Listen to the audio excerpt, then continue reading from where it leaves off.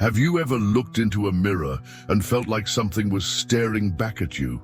At the Eldridge Hotel, I saw more than just my reflection. And by the time I realized the truth, it was too late. Do you dare to hear this story? My name is Brandon.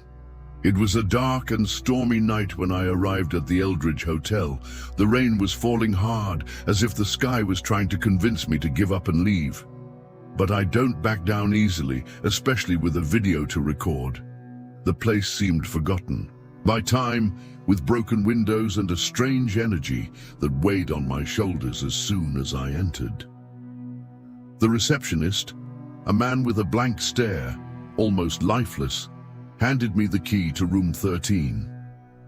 "Be careful," he said, in a low tone that made the back of my neck crawl. I laughed, thinking it was just a joke, and climbed the stairs that creaked with every step.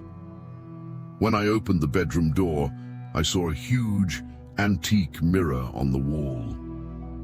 He stared back at me, and a chill went up my spine. "Relax, Brandon," I said to myself, but something about that reflection didn't feel right. I turned on the camera and started recording, adjusting the focus to fit right into the dark room. "Hey guys, this is Brandon. Today I'm at the Eldridge Hotel, and I'll warn you, this place has a heavy reputation. It is said that it was built on top of an old cemetery, and since then strange things have happened here. Ownerless footsteps, figures that appear and disappear. Let's see what I find tonight." As I spoke, a chill ran down my spine. The air seemed denser, but I moved on. This hotel is from 1887, and the first guests already reported strange noises. Some even swore they felt someone watching. Suddenly I heard something. Light steps in the hallway, as if someone were walking slowly. My heart jumped. "Did you hear that? It looked like someone was out there," I asked. I went to the door, opened it slowly, and peeked. The hallway was empty, with only the light flashing on the ceiling. "Hello? Is there anyone there?" Nothing. I went back to the room, locking the door. It must be another guest, right? Told. But without believing it, I kept recording, trying to ignore the cold on the back of my neck. So, in this hotel, in addition to the steps, they talk about shadows that cross the rooms. As I said that, I saw it. A quick figure in the corner of his eye. I turned my head, but there was nothing. This is getting weird. Is it just the light? My chest tightened. Minutes later, it happened again. A dark blur passed, and when I looked, it was gone. My hands were shaking a little. "Okay, I swear I saw something now. Maybe it's the fatigue of the trip, I don't know." But deep down, I knew that it wasn't just that. The room seemed alive, staring at me. I turned off the camera and threw myself on the bed. "Okay, it's going to pass," I thought. But every creak of the floor made me jump. My heart was pounding, and I kept staring at the old mirror on the wall, afraid of seeing anything reflected. The whole night was a waking nightmare. I almost didn't sleep well. I woke up with the sunlight hitting the window weakly. My body was heavy, as if I hadn't slept at all. I looked at the bedroom mirror, and it was normal, just my tired reflection looking back. It was just my head, I thought, but deep down, I knew that those noises and shadows from last night were not normal. I went down to the cafe, wanting to forget. In the cafeteria, the receptionist came to talk to me. "Did you sleep well?" he asked with a look that froze me. "I heard some noises, but it must be the old building, right?" I said. He only replied, "Be careful what you move here." And he left. I decided to explore the hotel. I walked through closed doors until I saw room 12 next to mine, ajar. I entered, the air cold. There was a cracked mirror, and in the dust, written, "Get out now." My heart raced. I ran back to my room and locked the door. I looked in my mirror, and for a second, I swear I saw the same phrase reflected. I blinked, and it disappeared. It wasn't just imagination. Something was warning me. After seeing that strange phrase in the mirror, I couldn't ignore it anymore. There was something very wrong in that hotel, and I needed to find out what. I went out the corridor and struck up a conversation with a guest, a gray-haired lady. "Have you heard anything weird around here?" I asked. She stared at me with serious eyes and replied, "Boy, this place has stories. Doors that slam on their own, voices that echo at dawn, and there are people who disappear without a trace." My chest tightened, but I disguised it. Later, I met the janitor, a thin man who seemed frightened just to see me near room 13. "I don't go in there," he muttered. "A guest disappeared in this room years ago. They never found him." He walked away quickly, leaving me with a chill down my spine.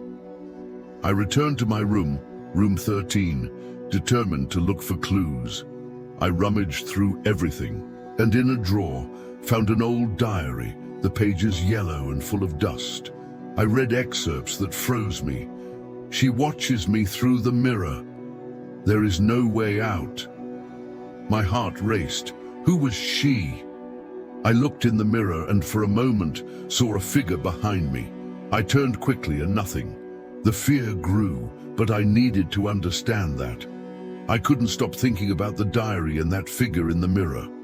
After reading about she who watches through reflection and seeing something pass, quickly there I decided I needed to know more. I sat in front of the mirror with the diary in my hands, and with my heart in my mouth I asked out loud, "Who's there?"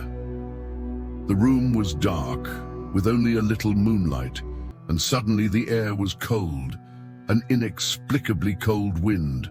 I looked in the mirror and saw a pale woman in a torn dress staring at me with black and sunken eyes. She wasn't behind me, only in the reflection. My body froze, my chest tightened, and I felt a chill down my spine that I will never forget. She opened her mouth slowly, and I heard a low whisper almost inside my head, "You shouldn't be here." I blinked hard, trying to understand, and when I looked again, she was gone. The air returned to normal, but the fear did not. Did I imagine it? The cold, the whisper.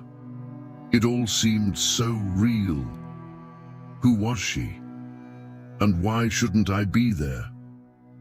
After seeing that woman in the mirror and hearing that whisper, I couldn't sit still anymore. My head was spinning, and fear was tightening in my chest.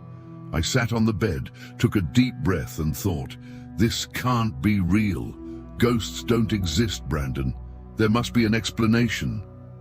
But deep down, I knew something very wrong was going on. I took out my cell phone and started researching about the Eldridge Hotel. He needed answers. Soon I found old articles. One of them told of a crime in 1952. A woman, Eliza Hargrave, was found dead in room 13. The case was hushed up, and the hotel was never the same again. My heart raced. Eliza. It was the name in the diary that I found. I ran to the drawer and took the old diary. The pages shook in my hand as I read, "I know who's going to kill me. He works here. If I don't leave, I'll be next." She wrote this days before she died. I looked in the mirror and it all made sense. The message I saw, "Get out now," was from her, trying to warn me. The woman in the reflection was Eliza, trapped there, watching the room where she died. It was no joke, nor was my imagination. She was there, and I was in her territory. A shiver went up my spine. Was I next? After discovering the truth about Eliza, I couldn't stand to stay in that room anymore.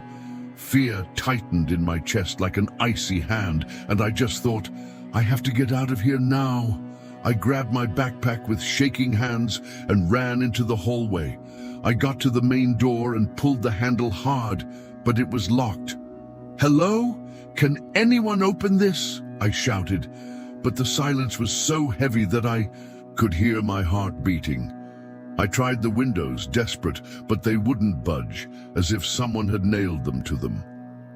I looked back, and the hallway felt longer, the dark corners stretching to swallow me. Suddenly, there came low, almost childlike laughter coming out of the walls. "That's not happening," I mumbled, but the laughter continued, making fun of me. My blood turned to ice. I ran back to room 13, the only place I knew, and locked the door. I sat on the bed, trying to breathe, but the air was dense, as if something was watching me. I looked up at the mirror, and for a moment, I saw Eliza there looking at me with sad eyes. I blinked, and she disappeared. I was trapped, and something, or someone, wasn't going to let me escape. My heart was racing, almost coming out of my mouth. Eliza had appeared in the mirror, and now I felt her closer than ever. The air was heavy, as if the room itself was squeezing me. I looked at the mirror again, and there she was, her sad eyes, staring at me. But this time, something changed. She was not just in the reflection. Slowly, as if sliding through an invisible curtain, she stepped out of the mirror and stopped in front of me. My body froze. "You stayed," she said, her voice echoing inside my head, not in the bedroom. I didn't know what to do. I just felt the fear going up my spine. With trembling hands, I picked up the diary I had found before, the one with the yellowed pages. I opened it to the last part and read aloud the name that was written there, almost crossed out. It was the receptionist, wasn't it? "He killed you." As soon as I finished speaking, she let out a scream so sharp that it seemed to tear through the air. The whole room shook, the floor shook, and I almost fell. So silence. She disappeared as if the wind carried her. Suddenly I heard a loud crack. The doors of the hotel, which had previously been locked, opened by themselves, creaking as if screaming. I didn't think twice. I ran outside, heart in my throat, without looking back. I never went back to that place, but to this day, when I pass by a mirror, I feel a shiver, as if it still follows me. And there's more. I started to investigate the case, and days later, I found out that the receptionist of the hotel at that time disappeared that same night. No one knows where he went. He probably went unpunished. Is that why Eliza doesn't rest and keeps warning people who go to her room?